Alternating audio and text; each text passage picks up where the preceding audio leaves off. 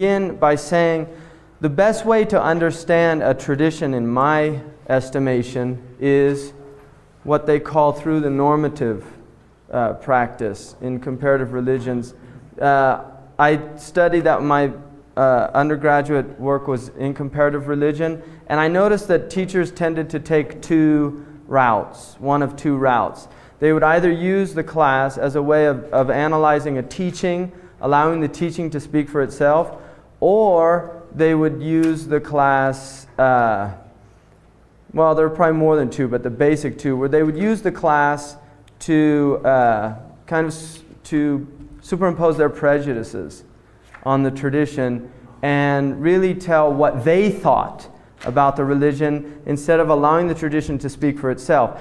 And one of the best ways to do that, and it will seem like they're being objective, but it's actually quite, and I don't know if there's malintent, and I'm not going to get into that, but one of the best ways of doing that is to look at a religion from what they term a descriptive approach, which was where instead of looking at what the religion says, you look at what the people who practice it do. And then you can just explore a lot of problematic aspects of any teaching.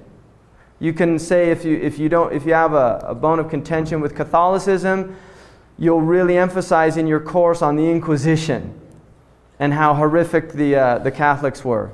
That's true, but the problem is that often focus on that. And we live particularly in an age when secularism has become quite dominant, and the religious worldview, certainly in the West, has taken a back seat. But my point of bringing that out is that I would prefer that anyone who looked at a tradition, and this is my practice with any religious tradition, is to look first and foremost at how the tradition itself is articulating itself, how the tradition is describing itself, irrespective of how it's been practiced in the past by people, whether it's Christianity, Judaism, Islam, Hinduism, or Buddhism.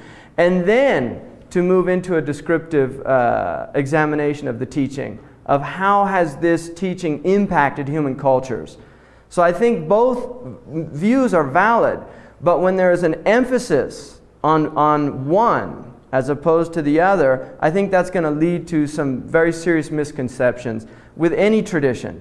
And that on top of biases that people might have, so they'll examine certain areas to the exclusion of other areas.